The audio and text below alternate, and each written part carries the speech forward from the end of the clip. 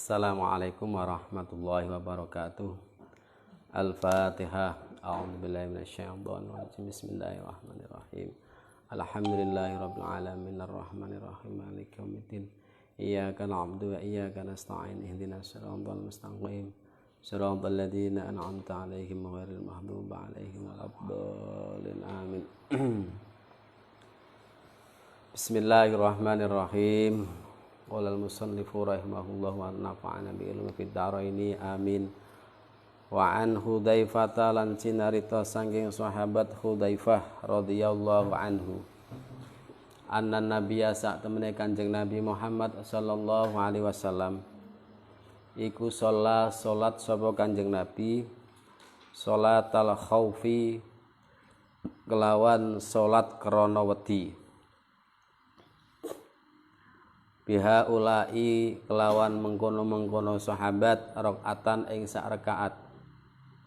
Wa bihulai lan kelawan mengkono-mengkono sahabat liya rakaatan ing sak rakaat.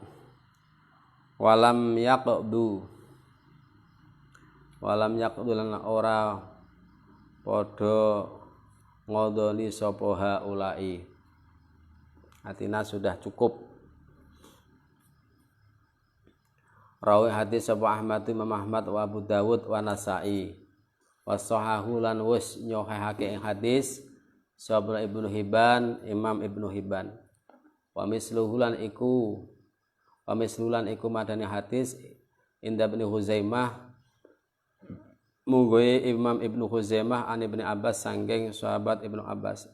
Jadi ini menguatkan hadis yang di atas secara umum bahwa ketika dalam keadaan perang, Kanjeng Nabi membagi barisan menjadi dua dengan cara seperti yang kemarin dijelaskan. Yang satu pertama ikut, yang satu menghadap ke musuh. Kemudian dapat satu rakaat, gantian kita menyelesaikan sendiri. Kemudian yang tadi menghadap ke musuh, kemudian ikut jamaah dengan Kanjeng Nabi. Berarti satu rakaat. Kemarin sudah jelaskan antara ketika musuh ada di arah kiblat dan ada di luar di belakang kiblat atau di selain kiblat. Wa ani Ibnu Umar lan cinato sange sahabat Ibnu Umar radhiyallahu anhuma qala ngendika sapa Ibnu Umar qala dawuh sapa Rasulullah sallallahu alaihi wasallam salatul khaufi utawi salat krana wedi iku rakaatun sak rakaat ala ayyi wajhin ing atase endi-endi arah ala ayyi wajhin ngatasi endi-endi arah kana tinemu apa ayyu rawahu ing hadis sapa Al-Bazzar isnadin dhaifin dengan sanad yang dhaif. Kalau ala ayyi wajhin kana ini yang satu rakaat tadi maksudnya atau bisa ketika berkecamuk. Jadi saya yang satu rakaat ini jamaah, kemudian yang satu rakaat ini nanti menyerang musuh, menyelesaikan sambil menyerang musuh boleh. Nah, ketika menyerang musuh ini, ketika sedang berkecamuk perang ini fi ala ayyi wajhin kana, tidak harus menghadap ke kiblat, menghadap kemana-mana boleh. Dan yang satu rakaat ini menghadap ke kiblat, yang satu rakaat ini bebas. Nah, gitu. Ketika kalau tidak berkecamuk artinya tidak sedang perang ya seperti kemarin. Gantian. Wa anhu lan cinato saking Ibnu Umar marfu'an hale rupa hadis marfu. Laisa ora ana iku fi salatil khaufi ing dalam salat krana wedi apa sahwun lali. Akhraja ing hadis sapa Ad-Daruqutni bi isnadin dhaifin. Ora sahujud sahwi senajan to salatnya ini ya, karena ya sholat luar biasa, posisinya dalam keadaan luar biasa. Jadi wa ma ja'alallahu fid-dini min haraj. Allah tidak menciptakan agama ini sulit. Jadi monggo kalau memang kesulitan ya sesuai dengan kemampuanmu dan itu tidak ada sujud sahwi. Beda kalau dalam keadaan normal. Babu sholatil idaini bab nerangke salat riyaya loro. Ana Aisyata cinarita saking Dewi Aisyah radhiyallahu anha. Qalat ngendika sapa Aisyah, qala dawuh sapa Rasulullah sallallahu alaihi wasallam. Al fitru utawi riyaya fitri iku yauma yuftiru ing dalem dinane mukah sapa annasu manungsa. Wal adha utawi riyaya korban iku yauma yudhi ing dalem dinane padha korban sapa annasu manungsa.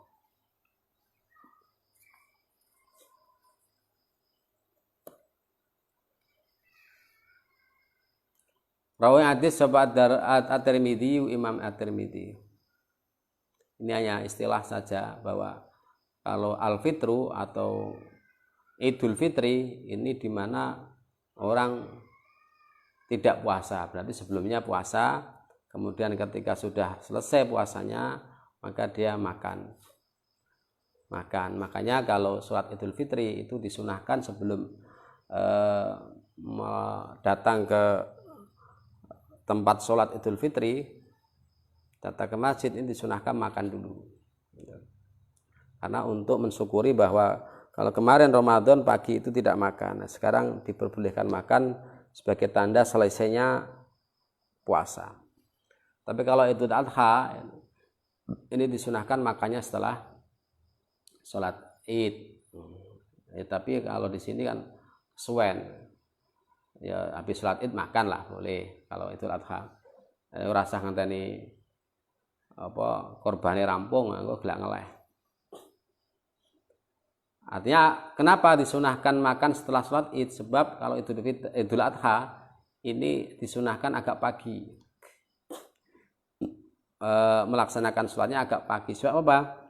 Sebab setelah Idul Adha nanti ada penyembelihan, ditakutkan nanti waktunya tidak cukup sampai zuhur misalnya itu. Idul Fitri ini agak maju sedikit tidak apa-apa, agak mundur sedikit tidak apa-apa, karena disunahkan kita sarapan dulu.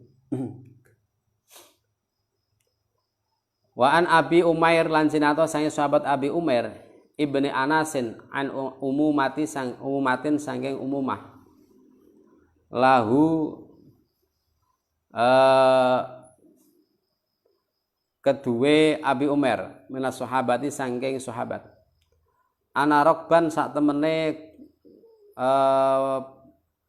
apa namanya rombongan. Ana rokban sak temene rombongan untan-untan itu nah kalau bahasa pesantrennya ya rombongan sedang berkendara lah.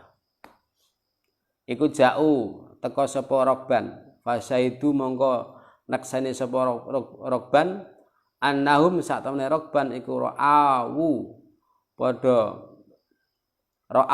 weruh sapa rokban al-hilala ing tanggal bil amsi dalam waktu sore.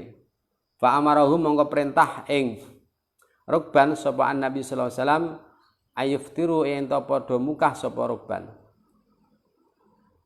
Wa idza asbahu nalikane manjing esuk sapa rokban ayahdu ento sarapan sapa rokban yen to isuk-isuk sapa rokban ila musallahum maring tempat sholane rokban. Artinya ini perintah ketika satu bahwa hari raya itu bisa ditentukan kalau kita melihat hilal tanggal. Artinya ya ru'yah. Jadi apakah dulu pada zaman Nabi tidak ada hisab? Ada. Gitu. Tapi tidak dipakai.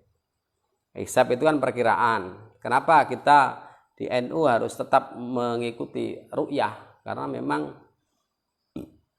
ru'yah itu merupakan perintah Nabi dan juga perintah agama. Tidak ada baik Nabi maupun sahabat maupun ulama usholihin ini yang memakai hisab. Meskipun beliau tahu hisab. Tapi dalam pembahasan kita selalu membahas tentang ru'yatul hilal, melihat hilal. Kalau dulu nggak usah pakai teropong karena udara masih bersih.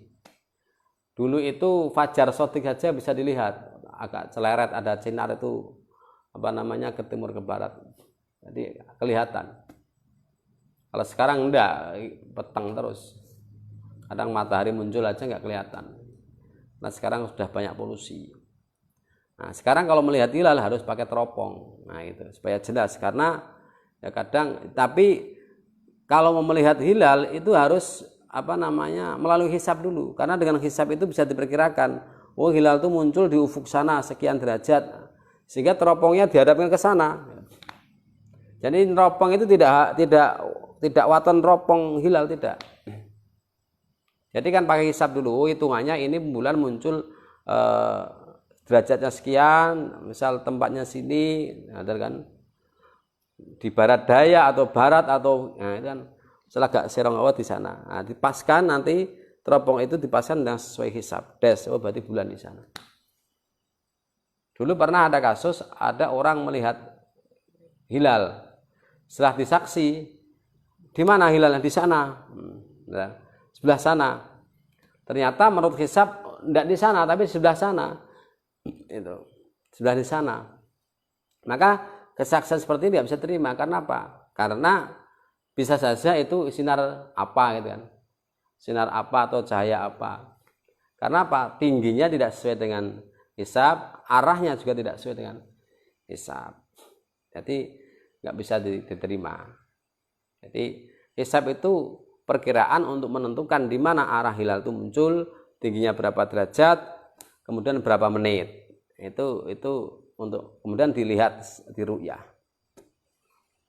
Nah, tapi menurut hisab ini misal sudah 4 derajat, ini secara kasat mata melihat. Tapi karena mendung, cuaca nggak bagus, nggak ada yang melihat seluruh Indonesia, sudah berarti fa'inuhuma fakmilul iddata salasina yauman. Ketika mendung tidak bisa dilihat, alasannya dalam hadis itu pilih mendung, tidak bisa melihat, itu aja. Padahal menurut hisab bisa dilihat, tapi karena cuaca buruk tidak bisa dilihat. Ya wes, kita ikut hadis saja. Fakmilul iddata, maka menyempurnakan hitungan bulan 30 hari gitu. Itu seperti itu.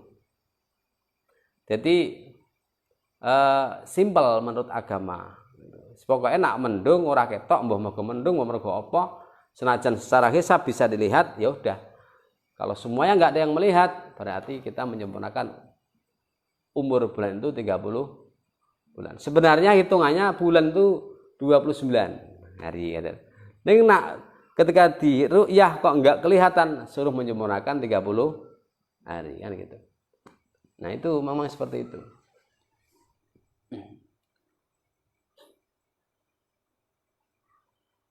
Kalau ya, dan ru'yatul hilal ini diikuti oleh mayoritas negara-negara, terutama negara-negara Islam, Malaysia, Brunei, Arab Saudi, Timur Tengah, ini semua memakai ru'yatul hilal, tidak memakai hisab. Kalau hisab itu tidak melihat langsung, tapi wujudul hilal. Wujudul hilal itu hilal sudah ada meskipun tidak terlihat, namanya wujudul hilal. Sehingga untuk teman-teman Muhammadiyah makanya hisab. Kalau hisab kita tahu ada, NU bukan berarti tidak tahu hisab, tahu. Tahun 2050 bisa ditahu nanti hari rayanya sesuai dengan hisab hari ini. Itu rumus kok. 2050 sudah bisa kita prediksi. Zaman kita tanggalan sampai 2070 ya bisa aja. Dan di situ sudah tahu. Tapi kita perlu melihat secara langsung hilal itu, karena hadisnya fa'inhuma waqmil iddata. Nah itu. Ya mana yang benar? Ya namanya ijtihad ya. Ra'yi suwabun yaktamil khata' wa ra'yu ka khata'un yaktamilul suwab. Muhammadiyah pakai hisab ya monggo, mantepan dewe-dewe gitu. Kita pakai hilal. Kita hisab tahu dan ada, tapi perintah Nabi adalah semuanya melihat hilal. Jadi ru'yah bukan wujudul hilal, tapi ru'yatul hilal. Ya enggak apa-apa. Monggo.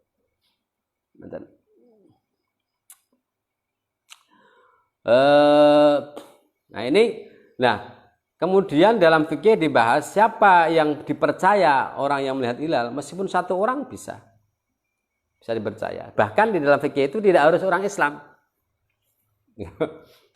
Kalau masalah hilal tidak harus orang Islam. Orang kafir melihat hilal, nah, itu bisa dipercaya. Kalau dalam fikih seperti itu. Tapi ya itu sekali lagi harus dicek kebenarannya gitu. Itu wakilah dipercaya, bisa dipercayai kalau ada orang non muslim melihat hilal itu bisa dipercaya. Apalagi orang Islam gitu. Kemudian yang tidak setuju tidak mengatakan enggak harus orang Islam gitu. Nah, karena apa? Di sini ada sumpah. Karena ketika ada hadisnya, ketika ada orang satu, mungkin nanti ada lapor kanjeng Nabi satu orang, kanjeng Nabi saya melihat hilal. Kanjeng Nabi bertanya, apakah kau beriman kepada Allah? Saya beriman kepada Allah. Apakah kau beriman kepada Rasul? Ya, saya beriman kepada Rasul. Kemudian karena dia sudah berjanjian itu bersaksi hasilnya sudah, kemudian Nabi perintah para sahabat untuk berlebaran itu untuk bodoh lah gamane. Tapi ada ulama yang tidak mengharuskan itu orang Islam. Ada ulama yang memang tidak mengharuskan kalau non muslim kemudian dia menyaksikan hilal, bagaimana? Wakilah itu bisa diterima. Tapi kalau sekarang itu ya orang Islam sudah punya kemampuan untuk ru'yatul hilal, ya kita ru'yatul hilal. Aja ngandalke walau wong muslim engko gegek ngapusi gitu. Nah itu.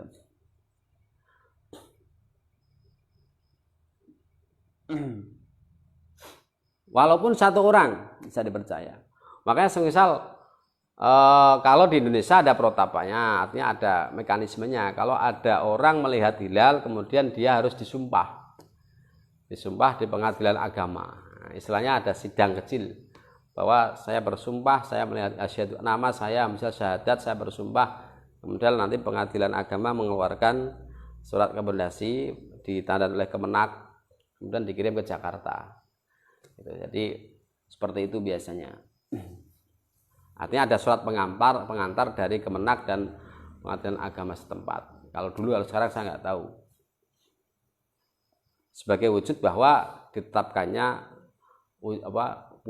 Ramadan atau ditetapkannya hari raya.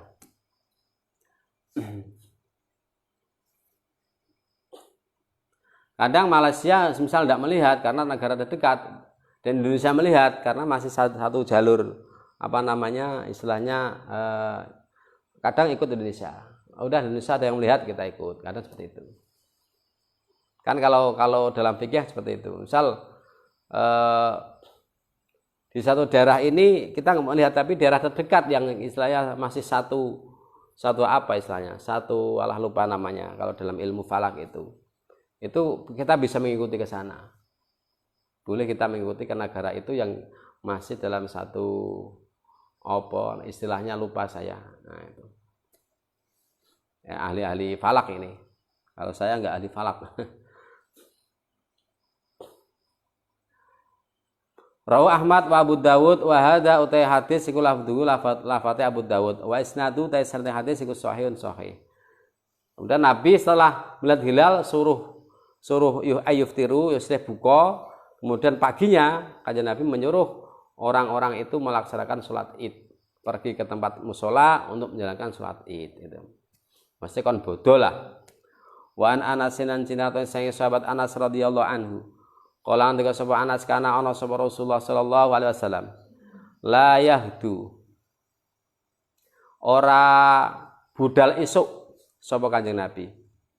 Layah tu ora budal esok sapa kanjeng Nabi untuk melakukan sholat Idul Fitri maksudnya. Yaumal Fitri dalam riyaya fitr. Yaumal Fitri dalam riyaya Idul Fitri. Hatta yakula sehingga dahar makan. Sapa kanjeng Nabi tamarotin ing pira-pira kurma. Yakulu kang dahar sapa kanjeng Nabi ing tamarot witrotin kali piro-piro kang ganjil, biasanya 3 kurma. Artinya sebelum kita itu pergi menjalankan sholat Idul Fitri, kita disunahkan untuk makan dulu meskipun sedikit, untuk memberikan kesaksian bahwa pagi ini kita tidak puasa. Gitu. Bersyukur pada Allah pagi ini kita tidak puasa.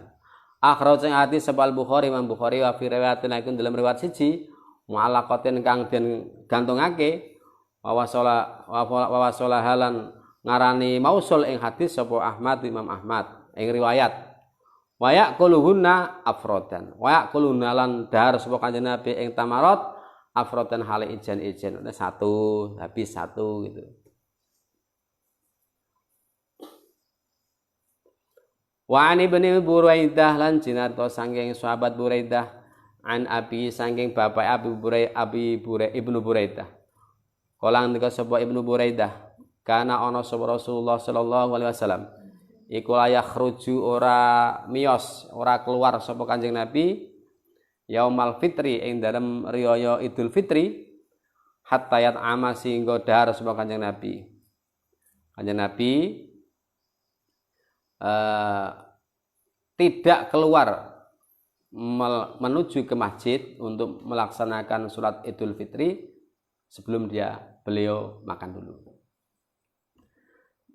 Walayat amulan ora dahar sapa Kanjeng Nabi Yaumal Adha ing dalem dinane Idul Adha hatta yusolliya sehingga sholat sapa Kanjeng Nabi. Sebaliknya, kalau Idul Adha Kanjeng Nabi sholat dulu, kemudian baru dahar. Ini kalau Idul Adha, jadi ada perbedaan. Rawi hadis sapa Ahmad. Kenapa ada seperti itu? Tadi sudah saya sampaikan. Kalau Idul Fitri kita disunahkan makan dulu karena apa? Menunjukkan bahwa pagi ini kita bodo, wis ora poso. Kalau Idul Adha, kenapa kok daharnya nanti makannya setelah sholat? Karena supaya sholatnya dilaksanakan lebih pagi. Dan setelah itu nanti ada kegiatan menyembelih hewan korban. Ya kesunahnya seperti itu. Ini ngarep Idul Adha rek madang sik ya ora apa-apa. Wan Ummi Atiyah lan cinata saking sahabat Ummu Atiyah radhiyallahu anha. Qalat ketika sapa Ummu Atiyah, umirna dan perintah sapa kita an nukhrija yen to metu sapa kita al awatika ing pira-pira wong wadon nom. Anu kerja yen to ngetokake sapa kita al awaika ing pira-pira wadon nom.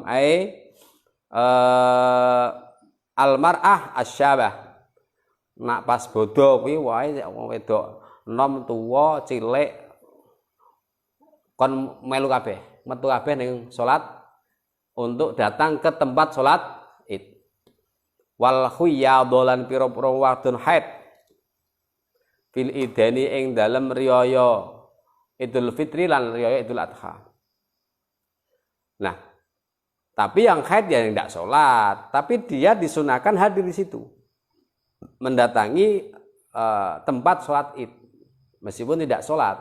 Untuk yang haid nifas itu tetap disunahkan hadir di sholat Idul Fitri atau Idul Adha, meskipun tidak sholat.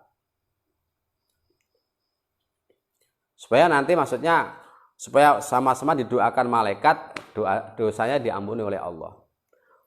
Yashadna nyakseni sapa al-awatik wal khuyat al khaira ing kebagusan wa da'watal muslimin lan dongane pira-pira wong Islam.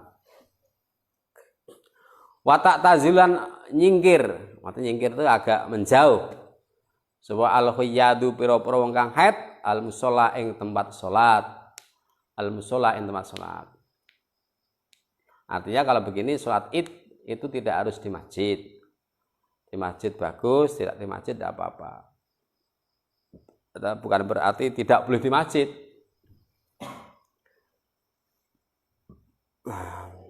Ya ada saudara kita kalau Muhammadiyah kalau sholat Id enggak di masjid utamanya di lapangan ya monggo gitu.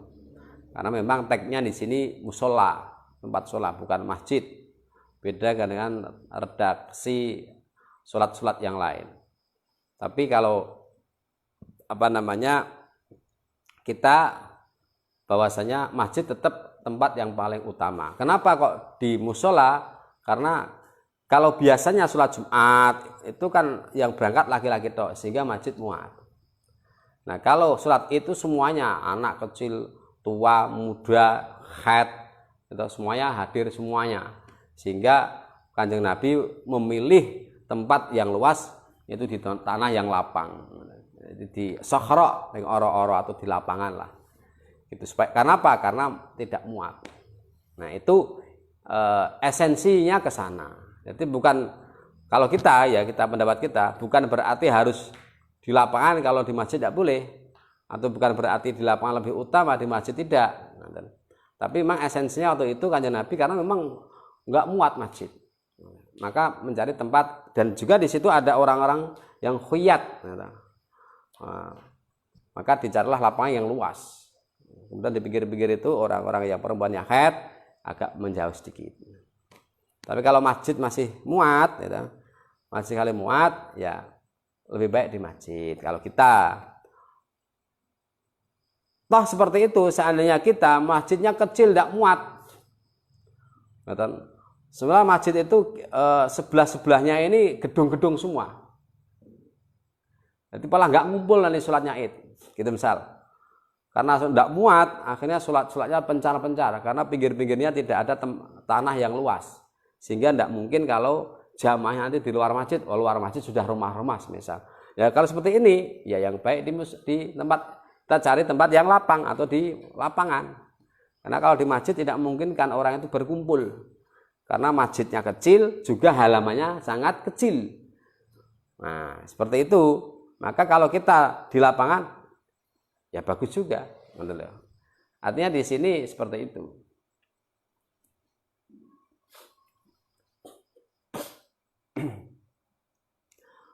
Jadi hanya itu esensinya.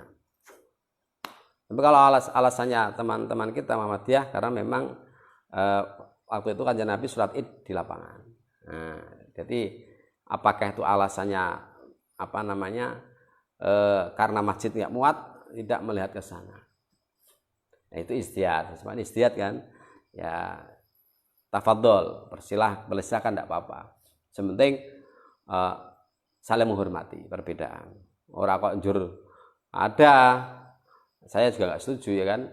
Ada teman-teman yang tidak suka dengan sholat di lapangan, malamnya dilepi lapangannya, besok ebennya. Nah itu nggak bagus, nggak bagus. Ya di lapangan monggo, di tempat lawang ning sawah ya oleh monggo, di rumah juga boleh sholat id itu. Dan sholat id itu tidak disyaratkan ada khutbah. Khutbah itu sunnah gitu. Jadi sampean misal bangunnya kesiangan, waduh sholatnya sudah selesai, ya udah sholat id sendiri, sholat sendiri. Karena di sana tidak disyaratkan berjamaah, tidak disyaratkan ada khutbah, disunahkan berjamaah, disunahkan ada khutbah. Jadi sholat id sendiri boleh, tidak apa-apa. Itu kalau kita berbicara tentang fikih. Nih, daripada ndak, biasanya kita kalau telat, ya udah ndak sholat. Nah itu. Misal kita satpam atau kita harus di rumah sakit, atau kita harus ada tugas tertentu yang mana tidak bisa melaksanakan id berjamaah. Udah di kantor itu sampean sholat id sendiri, di pos keamanan itu sampean sholat id sendiri, boleh. Tidak boleh, tidak harus berjamaah. Sunnah berjamaah, sunnah ada khutbah, dewi boleh, gitu. Nah, yang penting kan sholat id, yaitu bicara tentang kebolehan. Tetap dapat pahala, tetap dapat pahala. Makanya instruksi Menteri Agama, MUI, pemerintah untuk pandemi ini yang memang daerahnya sangat rawan sekali, menghimbau sholat id di rumah, karena bisa bersama keluarga, bisa sendiri gitu, dan sebagainya, dan tidak mengurangi pahalanya sholat id. Ya memang kalau tidak jamaah ya tidak sempurna, tapi dapat pahala. Kalau tidak ada khutbahnya, ya pahalanya separuh lah, misal gitu ya, separuh. Muttafaqun alaih. Jadi untuk orang-orang haid dan orang-orang nifas tetap diperintahkan untuk mendatangi tempat sholat id, tapi dia menggerombol sendiri, memisahkan dari yang sholat tadi. Kenapa? Menyaksikan kebaikan dan mengharap doanya orang-orang Islam. Ikut dungo, ikut didoakan supaya kita dosanya diampuni oleh Allah Subhanahu wa taala. Wa an Umar radhiyallahu anhu maqala sapa Ibnu Umar, kana ana sapa Rasulullah sallallahu alaihi wasallam. Wa Abu Bakar Abu Bakar wa Umar lan sahabat Umar iku salluna pada salat sapa Kanjeng Nabi Abu Bakar lan Umar al-idaini ing riyaya loro. Qoblal khutbati sadurunge khutbah. Qoblal khutbati sadurunge khutbah. Muttafaqun alaih. Beda kalau antara sholat id dan sholat Jumat. Kalau sholat Jumat itu khutbah dulu, baru sholat. Kalau sholat id, kemudian sholat istisqa, ini sholat dulu baru khutbah. Jadi sholat dulu baru khutbah. Wa an Ibnu Abbas lan cinata saking sahabat Ibnu Abbas radhiyallahu anhuma. Annan nabiyya saat menaik Kanjeng Nabi sallallahu alaihi wasallam iku salat sapa Kanjeng Nabi yaumal idi ing dalam riyaya dinane riyaya rakaataini ing rong rakaat lam yusolli kang ora ana salat iku maujud lam yusolli kang ora salat sapa Kanjeng Nabi iya deh qablahuma ing dalam sadurunge rakaataini wala ba'dahuma lan ora sak bare rakaataini. Artinya ora ana qobliyah dan ba'diyah salat id, tidak ada. Adapun kalau ada orang kemudian kita sering lihat kalau kita salat id di masjid, orang datang dia salat. Itu salatnya salat tahiyatul masjid, gitu. Tahiyatul masjid itu kalau kita di masjid, kalau di luar ya enggak. Misal kita di halamannya masjid ya tidak disunahkan tahiyatul masjid, enggak masuk masjid kayak. Jadi tahiyatul masjid itu karena kita memasuki masjid. Kalau di luar halaman, ya masa tahiyat masjid di halaman. Berarti tahiyatul halaman masjid, menghormati halaman masjid. Jadi tidak ada sholat sunnah. Kalau kita ada orang sebelum sholat itu datang sholat dulu, itu sholat tahiyatul masjid. Kalau memang itu di masjid. Gitu. Juga tidak ada ba'diyah. Sholat sunnah kok ada qobliyah ba'diyah. Wa anhu lan cinata saking sahabat Ibnu Abbas. Ana Nabi santre Kanjeng Nabi sallallahu alaihi wasallam. Iku salat sapa Kanjeng Nabi al-ida ing riyaya bila adzane kelan tanpa adzan. Kalau salat id ini tidak disunahkan adzan. Wala iqamatil ora ana iqamah. Akhrajul hadis sapa Abu Dawud, Imam Abu Dawud. Wa asu ta asal hadis iku fil Bukhari ing dalam Sahih Bukhari.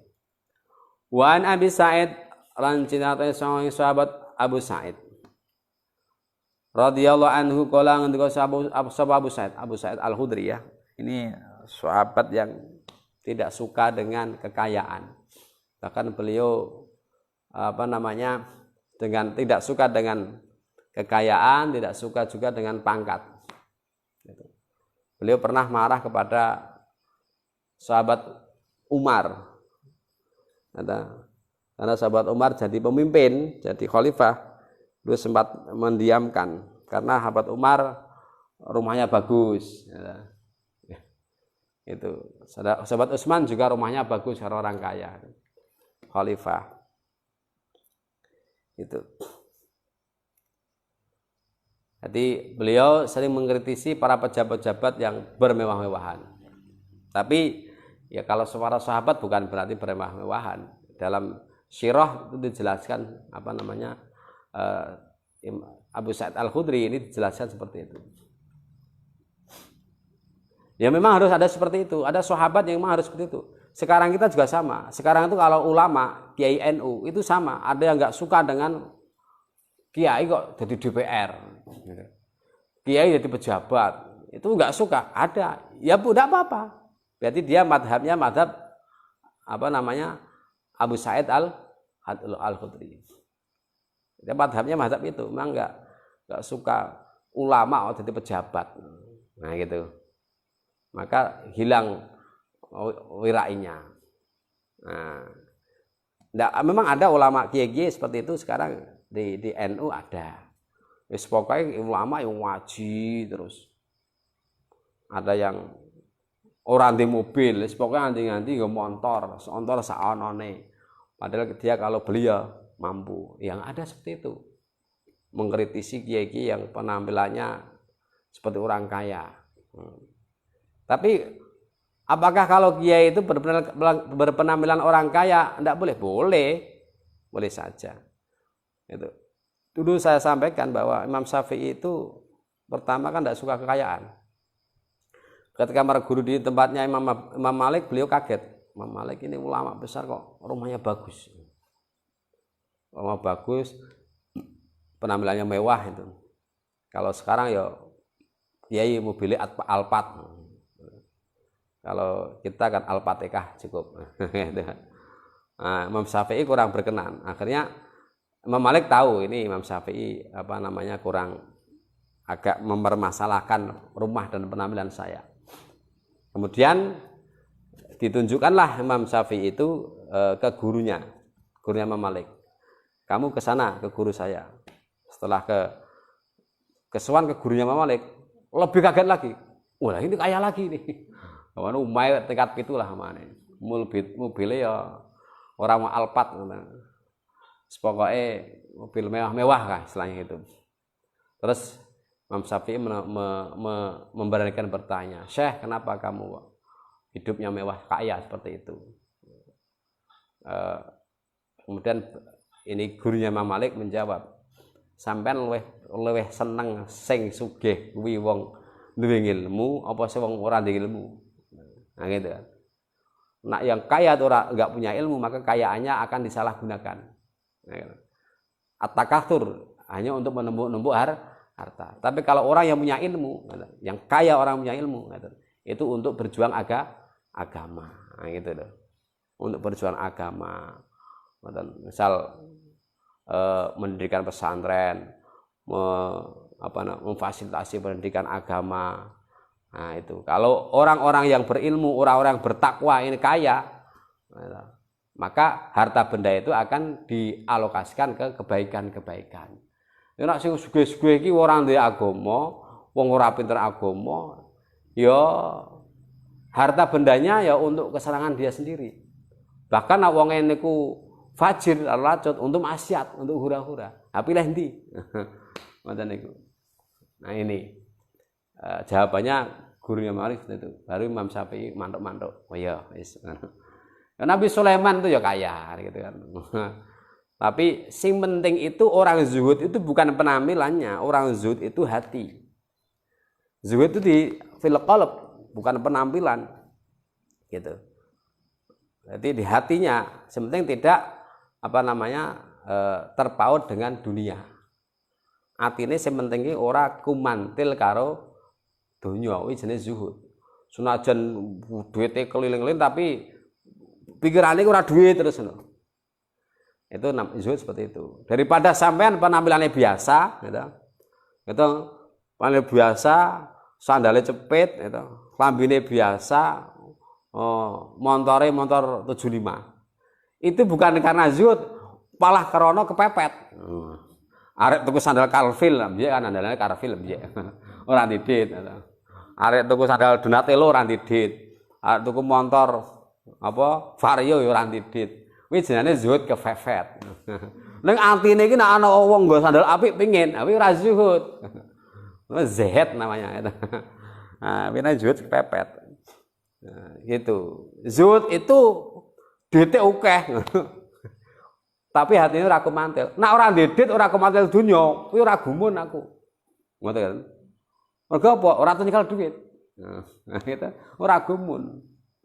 Nah, itu loh. Kuwi zuhud kepepet. Zuhud kuwi duite akeh nek ati ra kemantil. Kuwi hebat. Artinya uang di sini yang menjadi al-malu wal banun, zinatul hayatid dunya, dia tidak tergiur dengan kekayaan. Duitnya akeh ning ora tergiur. Tetap ngaji gitu. Dan gitu. Tetap ngaji, tetap mikirkan agama, sholatnya tetap tertib, macam-macam. Ini namanya harta benda, harta bendanya tidak untuk dunia sendiri, untuk menolong-nolong yang tidak mampu hal. Itu namanya hatinya tidak terpaut dengan harta dunia. Kuwi teruji. Oh, kadang orang kiai kok ndek ilmu kok mobil apik, sugih-sugih ngono. Omahe apik-apik, bojone papat ayu-ayu kabeh umpama itu. Ah ya awakmu ki ora duwe kok. Awakmu ki mergo ora duwe. Kowe iki ngomong ngono kuwi mergo jo ta mergo iri ya gitu. Kan gitu. Jajal saiki. Awakmu dikeki Gusti Allah duit sugih, kan. Duit akeh ngoten lho. Apa kira-kira awakmu kuwi kuat apa ora? Nah, kadang orang melihat mengkritik pejabat itu. Boleh. Kan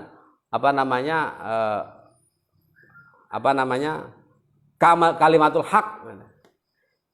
Indah Sultan Al-Jair. Jihad yang paling bagus itu mengatakan kebenaran di depan pemimpin yang dolim, kan gitu. Nah, kita sering mengkritik seorang pemimpin. Wah, ngene kurang adil, ora teliti, ngene macam-macam, nyugih-nyugih apa, menumpuk-numpuk harta sendiri. Ya, awakmu ki urung tau dadi pemimpin. Nah, korupsi ngene, jajal awakmu dadi pemimpin, ya. Oh, piye? Apa tetep sandal ceklek? Nah, apa tetep numpak pit ora usah nggawa mobil?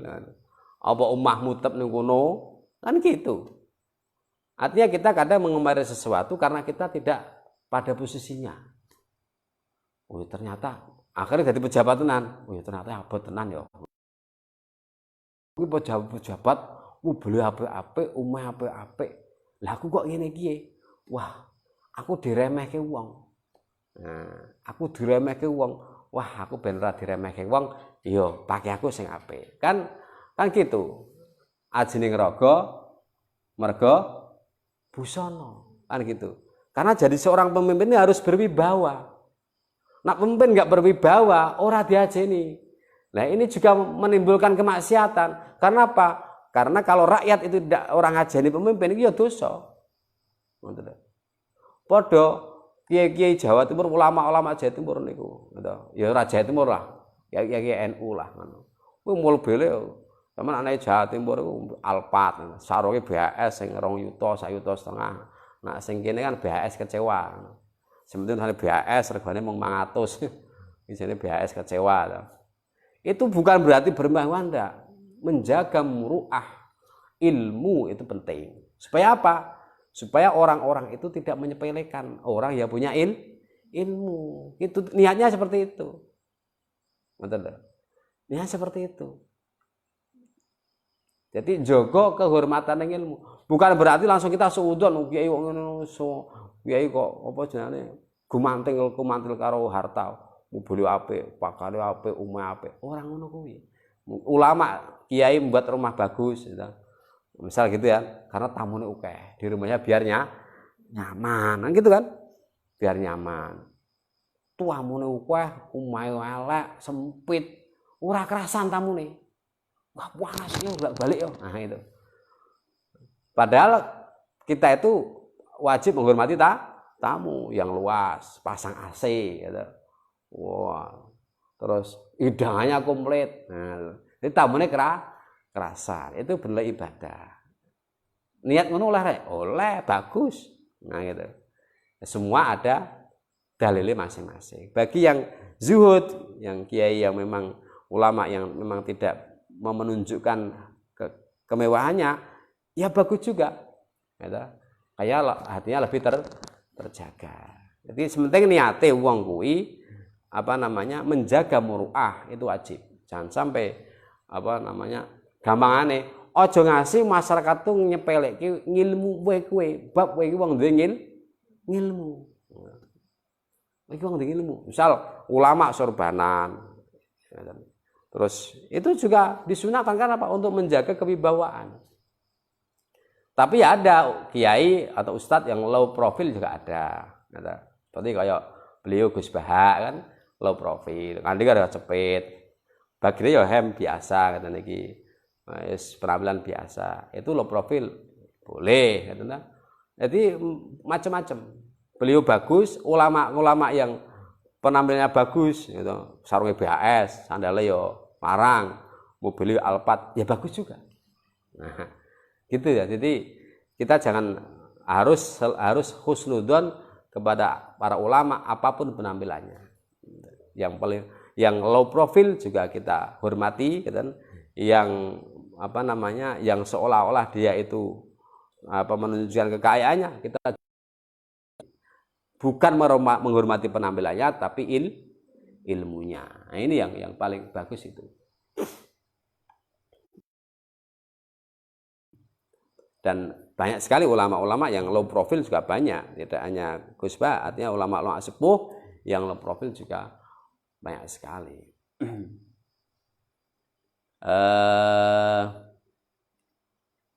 Nanti mau wes ya, nanti mau rakaat ini faida rojaah karena ana sapa kanjeng Nabi, karena ana sapa Nabi kanjeng Nabi sallallahu alaihi wasallam iku la yusolli ora salat sapa kanjeng Nabi qabla al-id, sadurunge salat id sayan ing suci-suci, tidak ada salat sunah sebelum salat id kecuali tadi karena masuk masjid untuk tahiyatul masjid. Faida rojaah mau nalikane kundur sapa kanjeng Nabi ila manzilihi marang daleme kanjeng Nabi, salat mengko salat sapa kanjeng Nabi rakaatane ing rakaat. Ketika kanjeng Nabi sudah pulang ke rumahnya, beliau salat 2 rakaat. Nah, ini bisa diartikan kok ta'arud dengan hadis di atas. Di atas kan tidak ada salat sebelumnya, juga tidak ada salat setelahnya. Tapi kan ini hadisnya Ibnu Majah dengan salat yang bagus. Kok kanjeng Nabi kok sampai rumah mau salat? Nah gitu. Bagaimana? Bisa dikaderkan untuk sholat karena habis pulang dari bepergian saja. Atau bisa saja memang disunahkan. Nah, itu ulama kemudian kan kemarin sudah sampaikan kalau ada 2 dalil yang berbeda, maka yang paling utama dilakukan adalah al-jam'u, dikumpulkan. Nah, dikumpulkan, berarti digabungkan. Itu. Kalau tidak al-jam'u, maka harus dipisahkan. Nah, ini mesti sholat sendiri. Beda dengan artinya bukan sholat ba'diyah, tapi sholat sendiri. Bisa sholat duha gitu kan? Nah, bisa sholat yang lain. Itu namanya dipahami dengan sendiri-sendiri. Seperti dalam Al-Quran itu wudhu, Allah hanya menjelaskan anggota 4. Idza qumtum ila sholati fahsilu wujuhakum wa aydiyakum ilal marafiq wa masahu bi ru'usikum wa arjulakum ilal ka'bain. Yang wajib dibasuh kalau Al-Qur'an adalah wajah, tangan, kemudian mengusap kepala, kemudian membasuh kedua kaki. Jadi itu 4. Tapi dalam hadisnya Kanjeng Nabi kalau wudu selalu mengusap telinga. Nah gitu. Ini bagaimana? Al-Qur'annya 4 anggota tubuh, hadisnya 5. Nah gitu. Ini bagaimana ini? Imam Syafi'i ini lebih namanya al-jam'unya ini lebih kepada sunnah. Ya ditambahkan ziyadah, apa yang dilakukan oleh Nabi itu sunnah, apa disampaikan dalam Al-Qur'an itu wajib. Tapi ada ulama lain, madhab lain yang mengatakan tidak, hadis itu tetap wajib, ziyadah, nambahi Al-Qur'an. Jadi ada ziyadah, ada ditambahkan, cuman ini sunnah dan lain sebagainya. Sama dengan sholat witir dan sholat 5 waktu. Kalau Abu Hanifah ini dijamukan. Witir itu merupakan tambahan daripada sholat 5 waktu, sehingga beliau mengatakan wajib. Nah itu ulama. Mergo Kanjeng Nabi niku orang jelasake. Orang jelasake basuh kuping we wajib, iki tambahane Al-Qur'an, tidak seperti itu. Pokoknya Kanjeng Nabi kalau wudu pasti mengusap telinga. Ora dibasuh, basuh siram mlebu kabeh. Nah gitu. Mengusap telinga. Nah, gitu kan. Pasti seperti itu. Tapi Kanjeng Nabi tidak berkomentar apa-apa. Artinya iki wajib nambahi Al-Qur'an, tidak. Nah, maka monggo ulama sampean istihad. Apakah mengusap telinga ini termasuk rukun yang ditambahkan oleh Allah melalui wahyu hadis, atau memang tambahan Kanjeng Nabi sendiri atau memang wahyu sendiri tujuannya sunnah, karena memang ada kesunahan-kesunahan, ada rukun, di antaranya matmadho. Kanjeng Nabi juga matmadho, kemudian istingsyak, menyedot air ke hidung. Nah, ini sunnah atau wajib kan gitu kan, maka dipilah-pilah. Nah, tadi Imam Syafi'i pokoknya yang rukun pokok di Al-Quran. Selain di Al-Quran, meskipun itu dilakukan oleh Nabi, itu sunnah. Ya, boleh saja ijtihad, tapi beliau kan punya dasar. Mengasumsikan dalil seperti itu karena punya dasar. Dan dasarnya banyak sekali. Kalau kita lihat dalam Madzhabul Arba'ah, itu banyak sekali penjelasan tentang kenapa imam ini seperti ini, kenapa imam ini seperti ini. Itu kalau kita ingin luas, ya kita baca kitab Ikhtilaful Ulama. Nah, sampean iso ngono, atau sampean ahli usul sama ahli fikih. Usul fikih, ahli kaidah fikih. Ini nanti kalau ada, mudah sampean. Kalau sudah bisa menjelaskan ulama ini begini karena beliau maknai dalil seperti ini. Ulama ini seperti ini karena beliau memaknai dalil seperti ini. Oh, itu sudah layak menjadi qadhi. Qadhi itu hakim. Karena syaratnya menjadi hakim itu harus tahu tentang perbedaan ulama. Karena hakim tidak boleh seseorang menghukum seseorang yang melakukan A padahal ada ulama yang memperbolehkan, tidak boleh. Kalau itu mukhtalaf alaih, di ulama itu ada yang memperbolehkan, ini hakim tidak boleh memutus salah. Nah gitu. Hakim hanya boleh memutus salah dalam hal-hal yang mujma' alaih, disepakati oleh para ulama. Gitu. Ya kalau takyir monggo.